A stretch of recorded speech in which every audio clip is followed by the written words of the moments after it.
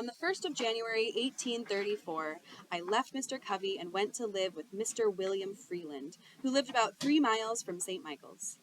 I soon found Mr. Freeland a very different man from Mr. Covey. Though not rich, he was what would be called an educated Southern gentleman. Mr. Covey, as I have shown, was a well-trained slave breaker and slave driver. The former, slaveholding though he was, seemed to possess some regard for honor, some reverence for justice, and some respect for humanity. The latter seemed totally insensible to all such sentiments. Mr. Freeland had many of the faults peculiar to slaveholders, such as being very passionate and fretful, but I must do him the justice to say that he was exceedingly free from those degrading vices to which Mr. Covey was constantly addicted. The one was open and frank, and we always knew where to find him. The other was a most artful deceiver, and could be understood only by such as were skillful enough to detect his cunningly devised frauds. Another advantage I gained in my new master was he made no pretensions to or profession of religion, and this, in my opinion, was truly a great advantage. I assert most unhesitatingly that the religion of the South is a mere covering for the most horrid crimes, a justifier for the most appalling barbarity, a sanctifier of the most hateful frauds, and a dark shelter under which the darkest, foulest, grossest, and most infernal deeds of slaveholders find the strongest protection. Were I to be again reduced to the chains of slavery, next to that enslavement, I should regard being the slave of a religious master the greatest calamity that could befall me. For of all the slaveholders of whom I've ever met, religious slaveholders are the worst. I have ever found them the meanest and basest, the most cruel and cowardly of all others. It was my unhappy lot not only to belong to a religious slaveholder, but to live in a community of such religionists. Very near Mr. Freeland lived the Reverend Daniel Whedon, and in the same neighborhood lived the Reverend Rigby Hopkins. These were members and ministers of the Reformed Methodist Church. Mr. Whedon owned, among others, a woman slave whose name I have forgotten. This woman's back, for weeks, was kept literally raw, made so by the lash of this merciless religious wretch. He used to hire hands. His maxim was, behave well or behave ill. It is the duty of a master occasionally to whip a slave to remind him of his master's authority. Such was his theory, and such was his practice. Mr. Hopkins was even worse than Mr. Whedon. His chief boast was his ability to manage slaves. The peculiar feature of his government was that of whipping slaves in advance of deserving it. He always managed to have one or more of his slaves to whip every Monday morning. He did this to alarm their fears and strike terror into those who escaped. His plan was to whip for the smallest offenses, to prevent the commission of large ones. Mr. Hopkins could always find some excuse for whipping a slave. It would astonish one unaccustomed to slaveholding life to see with what wonderful ease a slaveholder can find things of which to make an occasion to whip a slave. A mere look, word, or motion, a mistake, accident, or want of power were all matters for which a slave may be whipped at any time. Does a slave look dissatisfied? It is said he has the devil in him and must be whipped out. Does he speak loudly when spoken to by his master? Then he is getting high-minded and should be taken down a buttonhole lower. Does he forget to pull off his hat at the approach of a white person? Then he is wanting in reverence and should be whipped for it. Does he ever venture to vindicate his conduct when censured for it? Then he is guilty of impudence, one of the greatest crimes of which a slave can be guilty. Does he ever venture to suggest a different mode of doing things from that pointed out by his master? He is indeed presumptuous and getting above himself, and nothing less than a flogging will do for him. Does he, while plowing, break a plow, or while hoeing, break a hoe? It is owing to his carelessness, and for it a slave must always be whipped. Mr. Hopkins could always find something of this sort to justify the use of the lash, and he seldom failed to embrace such opportunities. There was not a man in the whole country with whom the slaves who had the getting their own home would not prefer to live rather than with this Reverend Mr. Hopkins. And yet there was not a man anywhere around who made higher professions of religion or was more active in revivals, more attentive to the class, love feast, prayer, and preaching meetings, or more devotional in his family that prayed earlier, later, louder, and longer than this same Reverend slave driver Rigby Hopkins. But to return to Mr. Freeland and to my experience while in his employment, he, like Mr. Covey, gave us enough to eat, but unlike Mr. Covey, he also gave us sufficient time to take our meals. He worked us hard, but always between sunrise and sunset. He required a good deal of work to be done, but gave us good tools with which to work. His farm was large, but he employed hands enough to work it, and with ease, compared with many of his neighbors. My treatment while in his employment was heavenly compared with what I experienced at the hands of Mr. Edward Covey. Mr. Freeland was himself the owner of but 2 slaves. Their names were Henry Harris and John Harris. The rest of his hands he hired. These consisted of myself, Sandy Jenkins, and Handy Caldwell. Henry and John were quite intelligent, and in a very little while after I went there, I succeeded in creating in them a strong desire to learn how to read. This desire soon sprang up in the others also. They very soon mustered up some old spelling books, and nothing would do but that I must keep a Sabbath school. I agreed to do so, and accordingly devoted my Sundays to teaching these, my loved fellow slaves, how to read. Neither of them knew his letters when I went there. Some of the slaves of the neighboring farms found what was going on, and also availed themselves of this little opportunity to learn to read. It was understood among all who came that there must be as little display about it as possible. It was necessary to keep our religious masters at St. Michael's unacquainted with the fact that, instead of spending the Sabbath in wrestling, boxing, and drinking whiskey, we were trying to learn how to read the will of God, for they had much rather seen us engaged in those degrading sports than to have us behaving like intellectual, moral, and accountable beings. My blood boils as I think of the bloody manner in which Messrs. Wright Fairbanks and Garrison West, both class leaders in connection with many others, rushed in upon us with sticks and stones and broke up our virtuous little Sabbath school at St. Michael's, all calling themselves Christians, humble followers of the Lord Jesus Christ. But I am again digressing. I held my Sabbath school at the house of a free-colored man, whose name I deem it imprudent to mention, for, should it be known, it might embarrass him greatly, though the crime of holding the school was committed 10 years ago. I had at one time over 40 scholars, and those of the right sort, ardently desiring to learn. They were of all ages, though mostly men and women. I look back to those Sundays with an amount of pleasure not to be expressed. These were great days to my soul. The work of instructing my dear fellow slaves was the sweetest engagement with which I was ever blessed. We loved each other, and to leave them at the close of the Sabbath was a severe cross indeed. When I think that these precious souls are today shut up in the prison house of slavery, my feelings overcome me, and I am almost ready to ask, does a righteous God govern the universe? And for what does he hold the thunders in his right hand, if not to smite the oppressor and deliver the spoil out of the hands of the spoiler? These dear souls came not to Sabbath school because it was popular to do so, nor did I teach them because it was reputable to be thus engaged.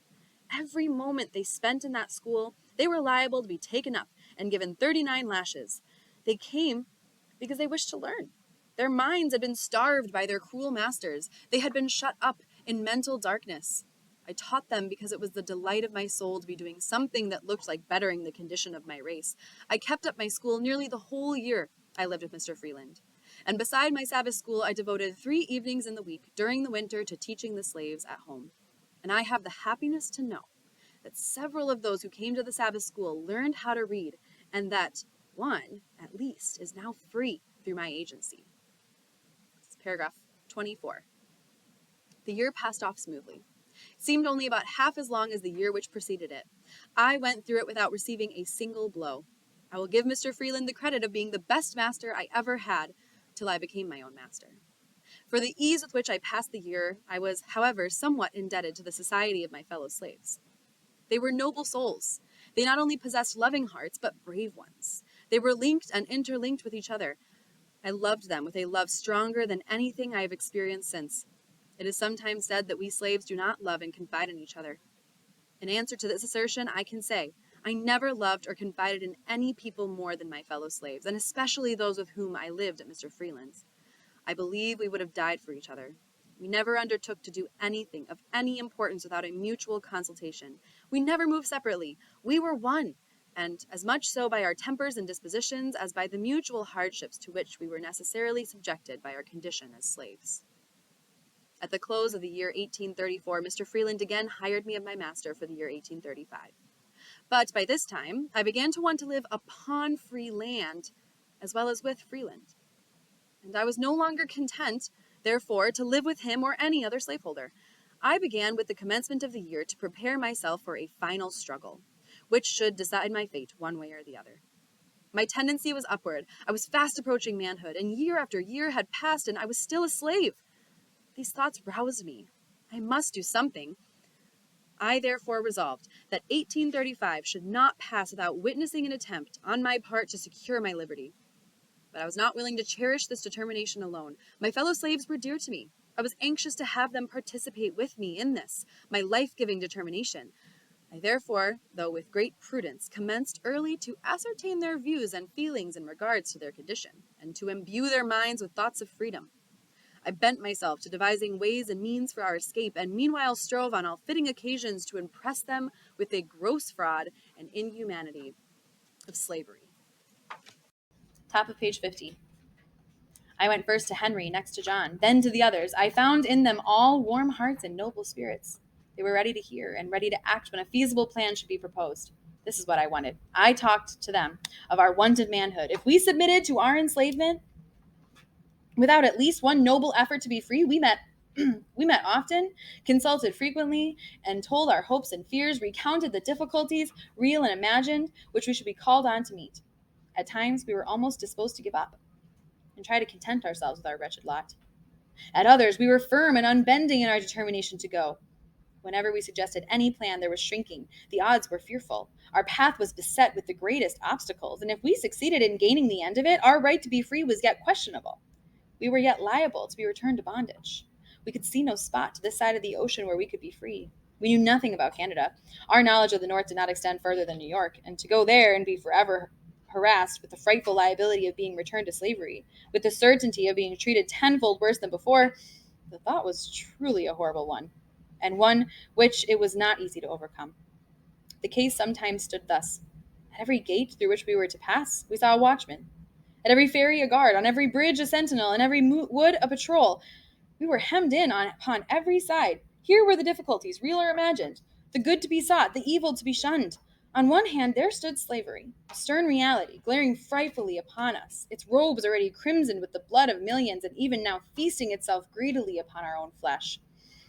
On the other hand, away back in the dim distance, under the flickering light of the North Star, behind some craggy hill or snow-covered mountain, stood a doubtful freedom, half frozen, beckoning us to come and share its hospitality.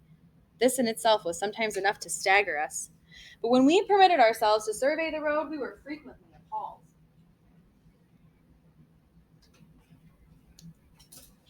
Upon either side, we saw grim death assuming the most horrid shapes. Now it was starvation, causing us to eat our own flesh. Now we were contending with the waves and were drowned. Now we were overtaken and torn to pieces by the fangs of the terrible bloodhound. We were stung by scorpions, chased by wild beasts, bitten by snakes, and finally, after having nearly reached the desired spot, after swimming rivers, encountering wild beasts, sleeping in the woods, suffering hunger and nakedness, we were overtaken by our pursuers, and in our resistance, we were shot dead upon the spot.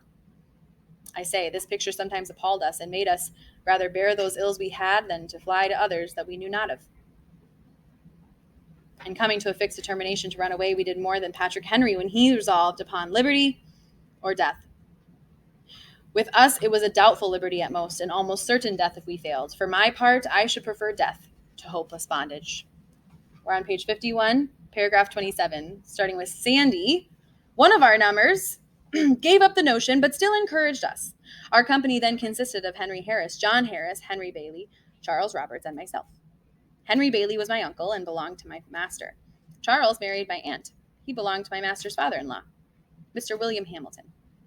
The plan we concluded upon was this: to get a large canoe belonging to Mr. Hamilton, and upon the Saturday night previous to Easter holidays, paddle directly up the Chesapeake Bay.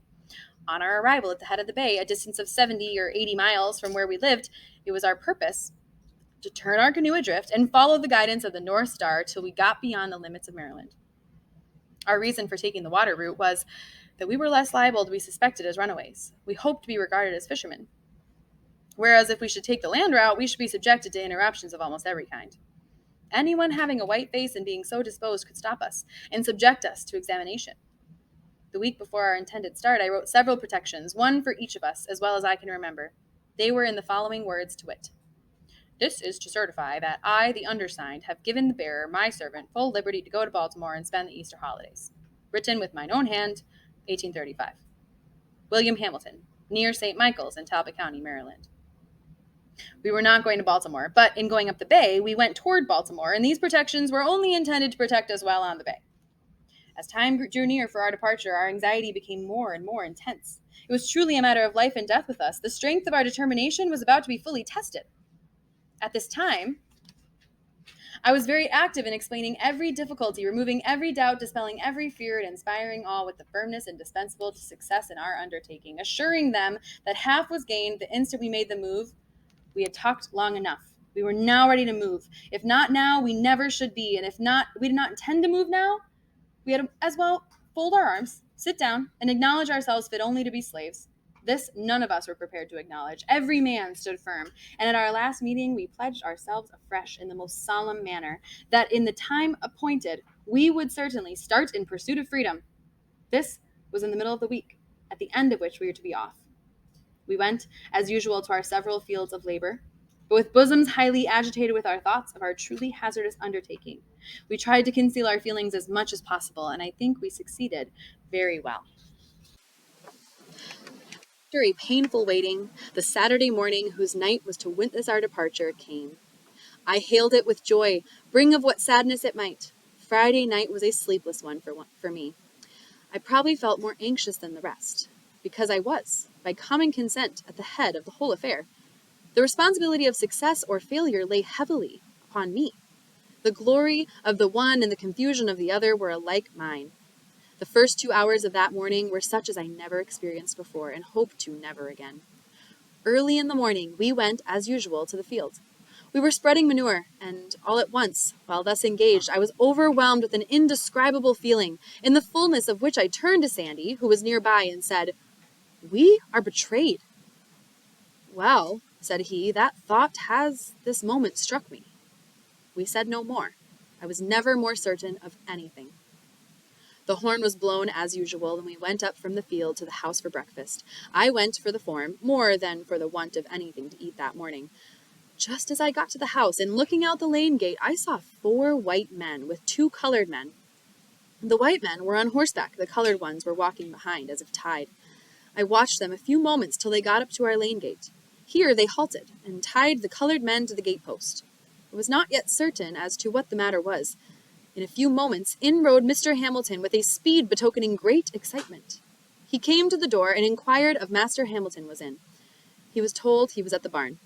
Mr. Hamilton, without dismounting, rode up to the barn with extraordinary speed. In a few moments, he and Mr. Freeland returned to the house. By this time, the 3 constables rode up, and in great haste dismounted, tied their horses, and met Master William and Mr. Hamilton returning from the barn. And after talking a while, they all walked up to the kitchen door. There was no one in the kitchen but myself and John. Henry and Sandy were up at the barn. Mr. Freeland put his head at the door and called me by name, saying there were some gentlemen at the door who wished to see me. I stepped to the door and inquired what they wanted. They at once seized me, and without giving me any satisfaction, tied me. Lashing my hands closely together, I insisted upon knowing what the matter was. They at length said that they had learned that I had been in a scrape, and that I was to be examined before my master, and that if their information proved false, I should not be hurt. In a few moments they succeeded in tying John. They then turned to Henry, who had by this time returned, and commanded him to cross his hands. "I won't," said Henry in a firm tone, indicating his readiness to meet the consequences of his refusal. "Won't you?" said Tom Graham, the constable. "No, I won't," said Henry in a still stronger tone. With this, 2 of the constables pulled out their shining pistols and swore by their Creator that they would make him cross his hands or kill him. Each cocked his pistol, and with fingers on the trigger, walked up to Henry, saying at the same time that if he did not cross his hands, they would blow his damned heart out.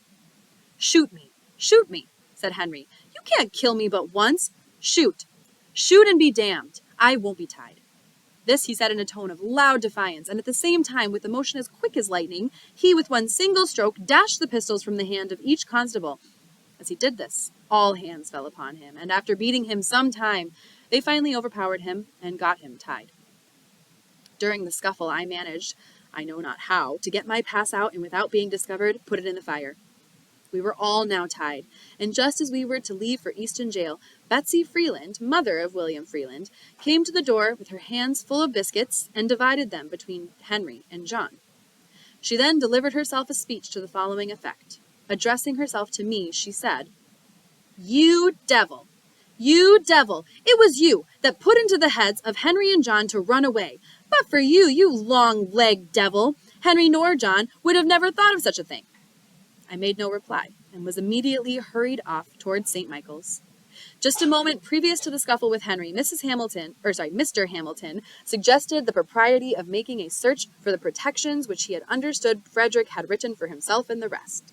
But just at that moment, he was about carrying his proposal into effect. His aid was needed in helping to tie Henry, and the excitement attending the scuffle caused them to either forget or deem it unsafe under the circumstances to search.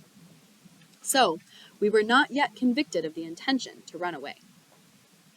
Paragraph 35. When we got about halfway to St. Michael's, while the constables having us in charge were looking ahead, Henry inquired of me what he should do with his pass. I told him to eat it with his biscuit and own nothing. And we passed the word around, own nothing and own nothing, said we all. Our confidence in each other was unshaken. We were resolved to succeed or fail together, after the calamity had befallen us as much as before. We were now prepared for anything. We were to be dragged that morning 15 miles behind horses, and then to be placed in Easton jail. When we reached St. Michael's, we underwent a sort of examination. We all denied that we ever intended to run away. We did this more to bring out the evidence against us than from any hope of wanting to get clear of being sold. For, as I have said, we were ready for that. The fact was, we cared but little where we went, so we went together. Our greatest concern was about separation. We dreaded that more than anything, the sight of death. We found the evidence against us to be the testimony of one person. Our master would not tell us who it was, but we came to a unanimous decision among ourselves as to who their informant was. We were sent off to the jail at Easton. When we went there, we were delivered up to the sheriff, Mr. Joseph Graham, and by him placed in jail. Henry, John, and myself were placed in one room together, Charles Henry Bailey in another. Their object in separating us was to hinder concert. We had been in jail scarcely 20 minutes when a swarm of slave traders and agents for slave traders flocked into the jail to look at us and to ascertain if we were for sale. Such a set of beings I never saw before. I felt myself surrounded by so many fiends from perdition. A band of pirates never looked more like their father, the devil. They laughed and grinned over us, saying, "Ah, my boys, we have got you, haven't we?" And after taunting us in various ways, they one by one went into an examination of us with intent to ascertain our value. They would impudently ask us, would we not like to have them for our masters? We would make them no answer and leave them to find out the best they could. Then they would curse and swear at us, telling us that they could take the devil out of us in a very little while if we were only in their hands. While in jail, we found ourselves in much more comfortable quarters than we had expected. When we went there, we did not get much to eat, nor that which was very good. But we had a good clean room, from the windows of which we could see what was going on in the street, which was very much better than though we had been placed in one of the dark, damp cells. Upon the whole, we got along very well, so far as the jail and its keeper were concerned. Immediately after the holidays were over, contrary to all of our expectations, Mr. Hamilton and Mr. Freeland came up from Easton and took Charles, the two Henrys, and John out of jail and carried them home, leaving me alone. I regarded the separation as a final one. It caused me more pain than anything else in the whole transaction. I was ready for anything rather than separation. I supposed that they had consulted together, and had decided that, as I was the whole cause of the intention of the others to run away, it was hard to make the innocent suffer with the guilty, and that they had, therefore, concluded to take the others home, and sell me as a warning to the others that remained. It is due to the noble Henry to say he seemed almost as reluctant at leaving the prison as at leaving home to come to the prison. But we knew we should, in all probability, be separated, if we were sold, and since he was in their hands, he concluded to go peaceably home. I was now left to my fate. I was all alone, and within the walls of a stone prison. But a few days before, and I was full of hope. I expected to have been safe in a land of freedom, but now I was covered with gloom, sunk down to the utmost despair. I thought the possibility of freedom was gone. I was kept in this way about 1 week, at the end of which Captain Auld, my master, to my surprise and utter astonishment, came up and took me out, with the intention of sending me with a gentleman of his acquaintance to Alabama. But for some cause or another, he did not send me to Alabama, but concluded to send me back to Baltimore, to live again with his brother Hugh, and to learn a trade. Thus, after an absence of 3 years and 1 month, I was once more permitted to return to my old home at Baltimore. My master sent me away because there existed against me a very great prejudice in the community, and he feared I might be killed. In a few weeks after I went to Baltimore, Master Hugh hired me to Mr. William Gardner, an extensive shipbuilder on Fell's Point. I was put there to learn how to caulk. It, however, proved a very unfavorable place for the accomplishment of this object. Mr. Gardner was engaged that spring in building 2 large man-of-war brigs, professedly for the Mexican government. The vessels were to be launched in the July of that year, and a failure thereof, Mr. Gardner was to lose a considerable sum, so that when I entered, all was hurry. There was no time to learn anything. Every man had to do that which he knew to do. In entering the shipyard, my orders from Mr. Gardner were to do whatever the carpenters commanded me to do so. This was placing me at the beck and call of about 75 men. I was to regard all these as masters. Their word was to be my law. My situation was a most trying one. At times, I needed a dozen pair of hands. I was called a dozen ways in the space of a single minute. 3 or 4 voices would strike my ear at the same moment. It was, "Fred, come help me cant this timber here. Fred, come carry this timber yonder. Fred, bring up that roller here. Fred, go get a fresh can of water. Fred, come help me saw off the end of this timber. Fred, go quick and get the crowbar. Fred, hold on the end of this fall. Fred, go to the blacksmith's shop and get a new punch. Hurry, Fred, run as quick as lightning out of that steam box. Hello, come turn this grindstone. Come, move, and bows this timber forward. I say, blast your eyes, don't you heat up some pitch? Hello. 3 voices at the same time. Come here, go there, hold on where you are. Damn you, if you move, I'll knock your brains out. This was my school for 8 months, and I might have remained there longer, but for a most horrid fight I had with 4 of the white apprentices, in which my left eye was nearly knocked out, and I was horribly mangled in other respects. The facts of the case were these. Until a very little while after I went there, white and black ship carpenters worked side by side, and no one seemed to see any impropriety in it. All hands seemed to be very well satisfied. Many of the black carpenters were freemen. Things seemed to be going very well. All at once the white carpenters knocked off and said they would not work with free-colored workmen. Their reason for this, as alleged, was that if free-colored carpenters were thus encouraged, they would soon take the trade into their own hands, and poor white men would be thrown out of employment. They therefore felt called upon at once to put a stop to it. And taking advantage of Mr. Gardner's necessities, they broke off, swearing that they would work no longer unless he would discharge his black carpenters. Now, though this did not extend to me in form, it did reach me in fact. My fellow apprentices soon began to feel it degraded them to work with me. They began to put on airs and talk about the black slaves taking the countries, saying that we all ought to be killed. And by being encouraged by the journeymen, they commenced to making my condition as hard as they could by hectoring me around and sometimes striking me. I of course kept the vow I made after the fight with Mr. Covey and struck back again, regardless of the consequences, and while I kept them from combining, I succeeded very well, for I could whip the whole of them, taking them separately. They, however, at length combined, and came upon me, armed with sticks, stones, and heavy handspikes. One came in front with a half-brick. There was one at each side of me and one behind me. While I was attending to those in the front and on either side, the one were behind me ran up with the handspike and struck me with a heavy blow upon the head. It stunned me. I fell, and with this they all ran upon me and fell to beating me with their fists. I let them lay on for a while, gathering strength.